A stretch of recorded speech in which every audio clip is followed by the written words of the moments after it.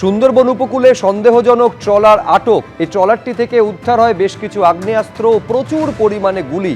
এই ট্রলার থেকে 4 জন ভারতীয় মৎস্যজীবী আটক। কোথা থেকে আসছিল অস্ত্রগুলি, পাচার চক্রের যোগ রয়েছে কিনা তা খতিয়ে দেখা হচ্ছে। মালদার বৈষ্ণবনগরে বিএসএফ ক্যাম্পে গুলি, 2 বিএসএফ জওয়ানের মৃত্যু। 119 নম্বর ব্যাটালিয়নের জওয়ানদের মধ্যে সংঘর্ষের ঘটনায় মৃত 2 জওয়ান, একজন আহত হয়েছেন। আটক অভিযুক্ত বিএসএফ জওয়ান। তৃণমূল সরকারের আমলে এসআইআর চলাকালীন জন্ম ও মৃত্যুর সার্টিফিকেট নিয়ে দুর্নীতির অভিযোগ। রাজ্য জুড়ে পুলিশি অভিযান, খতিয়ে দেখা হচ্ছে রেজিস্টার। তথ্য সংগ্রহ করতে কলকাতা পুরসভায় দীর্ঘক্ষণ তল্লাশি চালায় নিউ মার্কেট থানার পুলিশ। দেখতে পাচ্ছেন প্রিন্স আনোয়ার শাহ রোডের ছবি, যেখানে 10 নম্বর বোরোর অফিসেও দীর্ঘক্ষণ তল্লাশি চালায় পুলিশ। আমি আরো বিস্তারিত জানতে সরাসরি কথা বলবো, রুমা পাল আমাদের প্রতিনিধি রয়েছেন সেখান থেকে। রুমা, ঠিক কতক্ষণ ধরে পুলিশ তল্লাশি চালালো, কি সেখান থেকে সিজ করলো পুলিশ? দেখো, দুপুর 11টা থেকে কিন্তু এই অভিযান চলছে এবং 9টা 20-তে পুলিশের টিম বেরিয়েছে। তবে সেটাও ঠিক, পুলিশ সূত্রে খবর যে এই টিম বেরোলেও এই অভিযান কিন্তু চলবে। কালকেও কিন্তু এই অভিযান চলবে। 3 থেকে 4 দিন সময় লাগবে এই 10 নম্বর বোরোতে এই অভিযান পুরো করতে। এবং জানি রাখি, যেহেতু 12টি ওয়ার্ড রয়েছে, এখানে সরকারি হাসপাতাল সহ বেসরকারি হাসপাতাল রয়েছে, সমস্ত কিছু রয়েছে। সমস্ত তথ্য কিন্তু খতিয়ে দেখা হচ্ছে। যেখানে কিন্তু জন্ম মৃত্যু যে শংসাপত্র রয়েছে সে সমস্ত তথ্যই কিন্তু খতিয়ে দেখা হচ্ছে।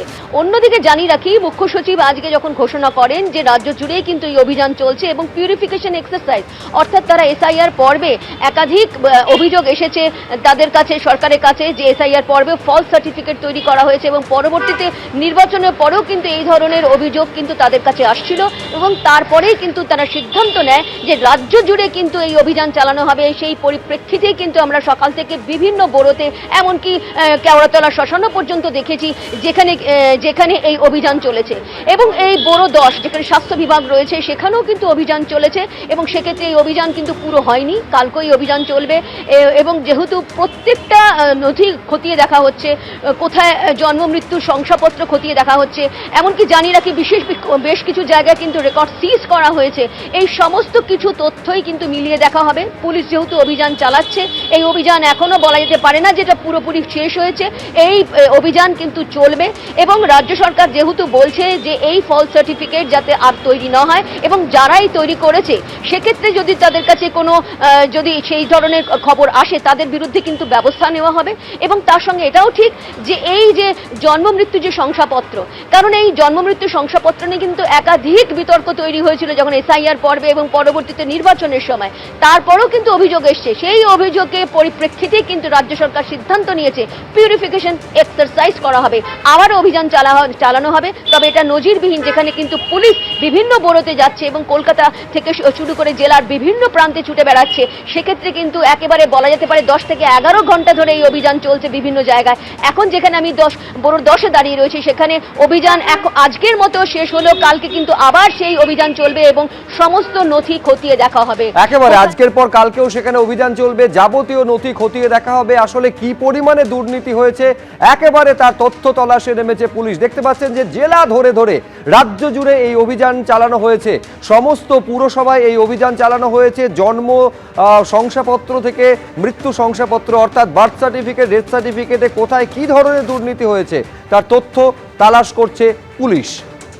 আর এই যে দুর্নীতির অভিযোগ, সেটাকেই বড় স্ক্যাম বলে উল্লেখ করেছেন রাজ্যের মুখ্যমন্ত্রী শুভেন্দু অধিকারী। তিনি বলছেন আইপ্যাকের চোরগুলোকে বসিয়ে প্রাক্তন মুখ্যমন্ত্রীর নির্দেশে অবৈধ বার্থ সার্টিফিকেট দেওয়া হয়েছে। আর কি বলেছেন দেখুন। এসআইআর এর সময় যেভাবে অবৈধ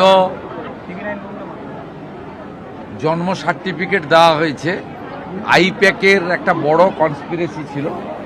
আইপ্যাকের ওই চোরাগুলোকে বসিয়ে প্রাক্তন মুখ্যমন্ত্রী এবং তার দলের নির্দেশে যেভাবে অবৈধ বার্থ সার্টিফিকেট দেওয়া হয়েছে, তাতে রাজ্যের এবং দেশের সুরক্ষার প্রশ্নচিহ্ন দেখা দিয়েছে।